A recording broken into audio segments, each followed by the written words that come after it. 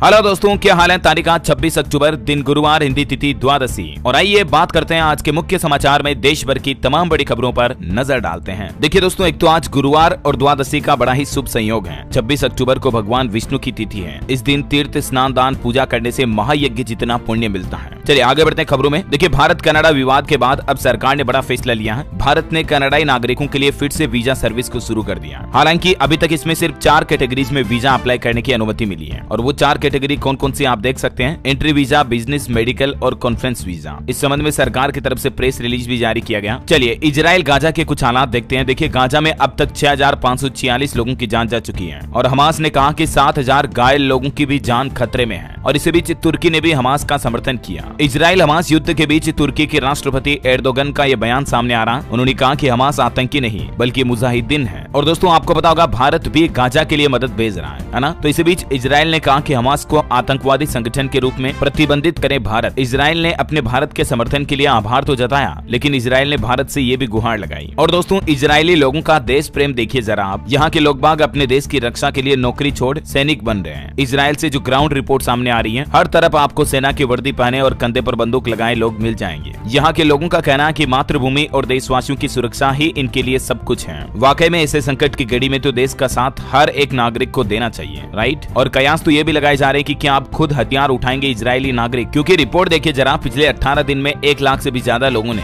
Gun का licence मांगा Israel में। यूएन ने गाजा में गंभीर मानवीय संकट की चेतावनी दी और कहा कि गंभीर बीमारी से पीड़ित लोगों को इलाज में नहीं मिल पा रहा है। और इसी बीच नाटो मेंबर तुर्की हमास के साथ आए। प्रेसिडेंट एर्दोगन बोले, जो कि तुर्की के मैंने आपको बताया, हमास कोई आतंकी संगठन नहीं बल्कि वो आजादी की लड़ाई लड़ रहा है। उनके नागरिकों पर हमला करना गलत है, ये कहना है तुर्की सरकार का। और इजरायली सेना की एक मुस्लिम मेजर ने क्या कहा देखिए जरा। वो बोलती है मीडिया में बयान देते हुए कि हमास शैतान जैसा है, धर्म और जंग में कोई रिश्ता नहीं है। इस्लाम बच्चों को मारना नहीं सिखाता है, बल्कि हमास के लोग गुंडे मासूम बच्चों को भी बेरहमी से मार रहे हैं। हालांकि फिलिस्तीनी के लोगों को भी खामियाजा खूब महंगा भुगतना पड़ रहा है। एक इजरायली के बदले 21 फिलिस्तीनी मारे गए। पिछले 15 सालों में दोनों तरफ हुई मौतों और तबाही में काफी नुकसान हुआ। ये कुछ ग्राफ में आंकड़ा आप देख सकते हैं। आए दिन यहाँ पर लड़ाइयाँ जंग होती रहती है। आप और हम तो बहुत खुश नसीब है दोस्तों, जो शांति की जिंदगी जी रहे हैं। तो ये कुछ हालात चल रहे हैं इजराइल के अपडेट। और चलिए आगे बढ़ते हैं खबरों में। देखिए, सबसे पहली बड़ी अच्छी शानदार खबर है। प्रधानमंत्री नरेंद्र मोदी को मिला रामलला की प्राण प्रतिष्ठा करने का न्योता। 22 जनवरी 2024 तारीख फाइनली तय हो चुकी है। ऑफिशियली स्टेटमेंट आ चुका है। और पीएम मोदी को देख सकते हैं आप, अयोध्या के संतों ने खुद इनवाइट किया अपने हाथों से। अयोध्या में भगवान राम की मूर्ति स्थापना की तारीख 22 जनवरी रखी गई है। प्राण प्रतिष्ठा होगी 22 तारीख को। प्रधानमंत्री नरेंद्र मोदी भी मौजूद रहेंगे और बड़ी ही भव्य होगी रामलला की प्राण प्रतिष्ठा। बताया जा रहा है कि 4000 संत और 2500 विशिष्ट अतिथि भी मौजूद रहेंगे। पीएम मोदी को न्योता दिया गया तो उन्होंने कहा कि ये मेरा सौभाग्य है। और इससे एक दिन पहले ही पीएम ने ये बयान भी दिया था कि हमें राम के विचारों का भारत बनाना है। दिल्ली के द्वारका सेक्टर पर रामलीला में पीएम मोदी बोले। चलिए दोस्तों, अगली बड़ी खबर देखिए। बॉलीवुड एक्टर राजकुमार राव मतदाताओं से वोट डालने की अपील करेंगे। चुनाव आयोग ने एक्टर को बनाया नेशनल आइकन, या यूं कह सकते हैं कि मतदान के लिए ब्रांड एम्बेसडर चुना गया है चुनाव आयोग की तरफ से राजकुमार राव को। और इलेक्शन माहौल के बीच राजस्थान में कांग्रेस ने घोषणा पत्र भी जारी कर दिया है, जिसमें एक तो महिलाओं के लिए सबसे बड़ा ऐलान किया गया और दूसरा 500 रुपए में गैस सिलेंडर देने का भी वादा किया है। राजस्थान में कांग्रेस ने चुनावी वादों के दौरान घोषणा की कि हर परिवार की महिला मुखिया को 10,000 रुपए सालाना दिए जाएंगे और मात्र 500 रुपए में गैस सिलेंडर दिया जाएगा। ये 2 सबसे बड़े चुनावी वादे किए राजस्थान में कांग्रेस ने। राजस्थान की 1.5 करोड़ फैमिली को 500 रुपए में गैस सिलेंडर मिलेगा, ये फायदा मिलेगा। अगर कांग्रेस की दोबारा सरकार आई तो ये कहना है राजस्थान के मुख्यमंत्री अशोक गहलोत का। और वहीं खबर देखिए, विरोध के बीच कांग्रेस ने मध्य प्रदेश में भी अपने 4 उम्मीदवार बदले। किन किन सीटों पर यह बदलाव हुआ देख सकते हैं आप। और खबर है कि मोदी सरकार को इनकम टैक्स के आंकड़ों से घेरेगी अब कांग्रेस। राहुल गांधी ने यह नया प्लान भी बनाया है। चलिए अगली बड़ी खबर है। भारत का दुश्मन चीन बढ़ा रहा परमाणु हथियार। दोस्त रूस ने कर दिया खुलेआम समर्थन का ऐलान और ये वाकई में एक बड़ा खतरा और चिंता की बात है। बड़ी खबर है, दिवाली से पहले सरकार ने किसान भाई लोगों को भी बड़ा तोहफा दिया है। केंद्रीय कैबिनेट में खाद सब्सिडी को मंजूरी मिल चुकी है। किसानों के लिए चुनाव से पहले मोदी सरकार की तरफ से ये सबसे बड़ा फैसला लिया गया। फर्टिलाइजर सब्सिडी को मंजूरी मिली है, यानी किसानों को अब सस्ते में खाद मिलेगी। उर्वरक पर यानी खाद पर 22,000 करोड़ की सब्सिडी जारी कर दी है। अब डीएपी कितने रुपए में मिलेगा, तो केंद्रीय मंत्री अनुराग ठाकुर बताते हैं कि दुनिया में बढ़ती कीमतों के बीच भी हमारी सरकार पहले की ही तरह किसानों को 1350 रुपए रुपए प्रति बोरी की दर से डीएपी देना जारी रखेगी। कंपनियों को कीमतें नहीं बढ़ाने के आदेश जारी किए गए हैं। और इसके अलावा रबी की सीजन के लिए आप देख सकते हैं नाइट्रोजन के लिए 47 रुपए प्रति किलो, फास्फोरस के लिए 20 रुपए प्रति किलो, इसी तरह पोटास सब्सिडी के लिए कितनी सब्सिडी दी जाएगी जिसकी जानकारी भी। और इन सब्सिडी के बाद एनपीके 1470 रुपए प्रति बोरी मिलेगा खाद, नाइट्रोजन, फास्फोरस, और डीएपी डाई अमोनियम फास्फेट 1350 रुपए प्रति बोरी मिलेगा। है ना दोस्तों, ये मतलब फर्टिलाइजर के लिए नए रेट तय किए हैं सरकार ने सब्सिडी के समेत। और बताया जा रहा है कि इससे देश में 12 करोड़ से ज्यादा किसान भाई लोगों को राहत मिलेगी। अच्छा, इसके अलावा भी पीएम मोदी ने प्रगति के 43वें संस्करण की बैठक की अध्यक्षता की और 7 राज्यों में 31,000 करोड़ रुपए की अलग अलग परियोजनाओं की समीक्षा भी की। पीएम मोदी ने 8 परियोजनाओं की समीक्षा करते हुए कहा कि सभी गाँव में की जाए मोबाइल टावर की स्थापना, जिससे कि दूर दराज वाले क्षेत्रों में भी अच्छे से नेटवर्क आ सके, इंटरनेट डिजिटल टेक्नोलॉजी की पहुंच बढ़ सके। चलिए अगली बड़ी खबर है, अब स्कूल की किताबों में इंडिया की जगह पढ़ाया जाएगा भारत। एनसीईआरटी पैनल ने दी बदलने की सिफारिश। जी हाँ, एनसीईआरटी बुक्स में हो सकता है आपको जल्द ही ये बड़ा बदलाव देखने को मिले। इंडिया शब्द की जगह भारत लिखा हुआ आएगा। ये नाम बदलने की सिफारिश की गई है एनसीईआरटी द्वारा गठित एक समिति ने। अब अगर सरकार इस समिति की सिफारिश को मान लेती है तो जल्द ही आपको एनसीईआरटी की नई बुक्स में इंडिया शब्द की जगह भारत लिखा हुआ मिलेगा। प्राचीन नहीं बल्कि शास्त्रीय इतिहास की होगी पढ़ाई। इंडियन हिस्ट्री की जगह भी किताब का नाम भारत हिस्ट्री लिखा हुआ आएगा। हिंदू योद्धाओं की जीत की कहानियों को भी एनसीईआरटी के सिलेबस में शामिल करने का सुझाव दिया है कमेटी ने। वैसे आपको पता होगा हाल ही में कुछ समय पहले भारत इंडिया शब्द को लेकर काफी राजनीति भी हुई। G20 के दौरान भी कुछ पॉलिटिकल माहौल देखा गया। अब हो सकता है कि आपको बुक्स में भी ये बदलाव मिले। खैर आगे जो भी ऑफिशियल अपडेट आएगा मैं आपको बताता रहूंगा। फिलहाल देखिए दोस्तों अगली बड़ी खबर, one nation one election committee की दूसरी मीटिंग हुई। लो कमीशन अध्यक्ष ने कहा कि रिपोर्ट अभी तैयार नहीं, काम चल रहा है। और टेक्नोलॉजी से खबर है, एप्पल कंपनी का स्केरी फास्ट इवेंट 30 अक्टूबर को होगा। M3 चिप वाले मैकबुक अनवील हो सकते हैं इसमें। अच्छा, दिल्ली से ग्राउंड रिपोर्ट आ रही। देखिए दिल्ली की महिलाओं, माताओं, बहनों का कहना है कि फ्री बस टिकट के बदले उन पर भद्दे कमेंट किए जाते हैं। महिलाएं बोली कि कंडक्टर टिकट फेंक कर कहते हैं लो अपना फ्री वाला टिकट। ऐसे दिल्ली में महिलाओं को बसों में फ्री यात्रा करने का ये जुल्म भुगतना पड़ रहा है। दिल्ली की अलग अलग महिलाओं की ये लाइव दास्तान आप देख सकते हैं। ये अलग अलग लड़कियों के बयान भी रिकॉर्ड किए गए हैं। चलिए खेल समाचार से बड़ी अच्छी खबर आ रही है। एशियन पैरा गेम्स के तीसरे दिन भी भारत को 3 मेडल मिले। सुमित ने जेवलिन थ्रो में वर्ल्ड रिकॉर्ड के साथ जीता गोल्ड मेडल। भारत के टोटल 39 मेडल हो चुके हैं एशियन पैरा गेम्स में। बड़ी खबर है बैंक खाता वालों के लिए। देखिए आरबीआई ने इन बैंकों को जारी किए नए दिशा निर्देश। अब इस तरह से होगा काम। दरअसल प्राइवेट और विदेशी बैंकों के लिए रिजर्व बैंक की तरफ से एक नया नियम जारी किया गया है और इस नियम के मुताबिक विदेशी और प्राइवेट बैंकों के लिए कम से कम 2 होल टाइम डायरेक्टर को नियुक्त करना जरूरी कर दिया है। जिन बैंकों में ये पैमाना पूरा नहीं होता 4 महीने के भीतर इसे पूरा करेंगे। और ये जो होल डायरेक्टर होंगे ना, ये सब कुछ कामकाज को एक साथ देखते हुए बैंकों के एनालिटिक्स देखेंगे। और भी देख सकते हैं आप ये पूरी लिस्ट आरबीआई की तरफ से निजी और विदेशी बैंकों के लिए क्या क्या नए नियम जारी किए हैं। वैसे बैंकिंग न्यूज से एक और अच्छी खबर है, इस दिग्गज बैंक ने ग्राहकों को फायदा दिया। आज से नया नियम लागू हो चुका, वो है एफडी को लेकर। कोटक महिंद्रा बैंक ने कल 25 अक्टूबर से ही एफडी की नई रेटें लागू कर दी हैं और कितनी कितनी बढ़ोतरी की गई है जानकारी आप देख सकते हैं स्क्रीन पर। चलिए अगली बड़ी अच्छी खबर है, अब इलेक्ट्रिक व्हीकल चलाना होगा और भी आसान। इस राज्य के हर एक्सप्रेस वे पर लगेंगे इलेक्ट्रिक व्हीकल चार्जिंग स्टेशन। सरकार की तरफ से आदेश जारी कर दिया है। उत्तर प्रदेश में योगी सरकार ने कहा कि एक्सप्रेस वे पर अब आप बेफिक्र इलेक्ट्रिक वाहन दौड़ा पाएंगे। 11 नवंबर से ही इस सरकार के प्लान के लिए आवेदन मांगे जाएंगे। हर एक एक्सप्रेस वे पर चार्जिंग स्टेशन बनाए जाएंगे। Yamuna express way, Agra, Lucknow, Bundelkhand, Purvanchal, Gorakhpur link वगैरह सभी एक्सप्रेस वे पर न सिर्फ चार्जिंग स्टेशन बल्कि बैटरी स्वैपिंग व्यवस्था युक्त सार्वजनिक चार्जिंग स्टेशन स्थापित करने की प्रक्रिया योगी सरकार शुरू करने जा रही है। चलिए अगली बड़ी खबर है, जीएसटी को लेकर सरकार सख्त हुई। दावा किया जा रहा है कि ऑनलाइन गेमिंग कंपनियों को अब तक 1 लाख करोड़ रुपए का नोटिस भी भेजा गया। और कुछ रिपोर्ट एनालिसिस देखिए आप। साल 2028 तक $2 अरब का होगा डेटा साइंस शिक्षण बाजार। 5 साल में 57% बढ़ेगी नौकरियां। वहीं IEA की रिपोर्ट सामने आ रही, दुनिया भर में 2030 में चरम पर होगी तेल, गैस और कोयले की मांग। इस अवधि के बाद इनकी खपत घटने लगेगी। और IEA की रिपोर्ट में यह भी बताया गया है कि साल 2050 तक भारत में बिजली की मांग भी 9 गुना तक बढ़ जाएगी, वो भी एसी के इस्तेमाल के चलते हैं। यानी कि दोस्तों आने वाले भविष्य में भारतीय लोगों की एसी जो है मुश्किलें बढ़ाएगी, एयर कंडीशनर जो आती है ना वो, क्योंकि बिजली की डिमांड काफी ज्यादा बढ़ जाएगी। और ग्लोबल वार्मिंग को लेकर भी बड़ी चौंकाने वाली रिपोर्ट सामने आ रही है। साल 2060 तक तपती हुई भट्टी बन जाएंगे भारत के कई शहर, यानी इतनी भयंकर गर्मी पड़ने लगेगी। वैज्ञानिकों की ताजा स्टडी में ये चौंकाने वाला दावा किया गया है। इतनी गर्म हवाएं, हीट वेव चलने लगेगी ग्लोबल वार्मिंग के चलते। और अभी ही आपको पता होगा देश के कई शहरों में प्रदूषण कितना ज्यादा चल रहा है। दिल्ली के बाद अब मुंबई में भी बड़ा वायु प्रदूषण AQI बेहद गंभीर पहुंच चुका है। स्मोक गन और वाटर स्प्रिंकलर से